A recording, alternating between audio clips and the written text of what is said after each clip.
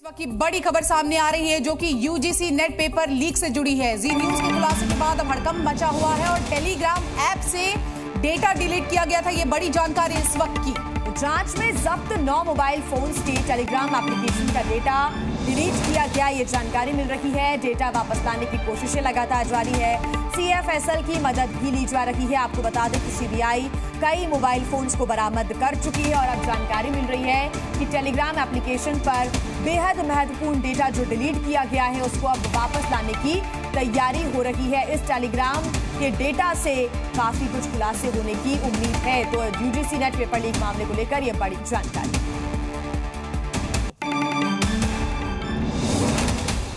वहीं UGC net पर एक और बड़ी जानकारी सामने आ रही है। आपको बता दें इंटरनेट के जरिए पेपर लीक हुआ था। ये इस वक्त की बेहद अहम खबर आपको बता रहे हैं। तो किस तरह से देखिए, डार्क नेट में पेपर बेचने की पुष्टि हुई है। ये वही पेपर है जो परीक्षा के अगले ही दिन रद्द कर दी गई थी।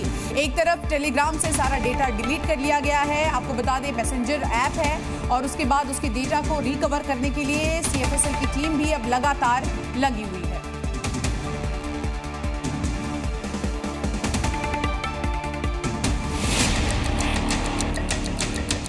नीट परीक्षा की जांच का दायरा हर गुजरते दिन के साथ बढ़ता जा रहा है। शुरुआत ग्रेस मार्क्स के विवाद से हुई, मगर अब देश के 5 राज्यों तक इसकी जांच की आंच पहुंच चुकी है। सबसे पहले हरियाणा के बहादुरगढ़ में एक ही परीक्षा सेंटर से टॉपर निकल गए। गुजरात के गोधरा में एक विशेष सेंटर में परीक्षा के लिए पैसे दिए गए। बिहार में तो पेपर लीक करवाने के आरोप लगे और सबूत भी मिले। झारखंड के देवघर में भी परीक्षा पास करवाने की बात सामने आई। महाराष्ट्र में भी पैसों के बदले पेपर पास करवाने के सिंडिकेट के मामले में 2 शिक्षक गिरफ्तार हुए। अब CBI के हाथ में केस आने के बाद सबके हाथ पांव फूल गए हैं। मामले की जांच के लिए CBI कल 2 जगहों पर पहुंची। एक तरफ पटना में CBI के अधिकारी हरकत में दिखे तो दूसरी तरफ गोधरा में परीक्षा सेंटर की जांच के लिए टीम पहुंची।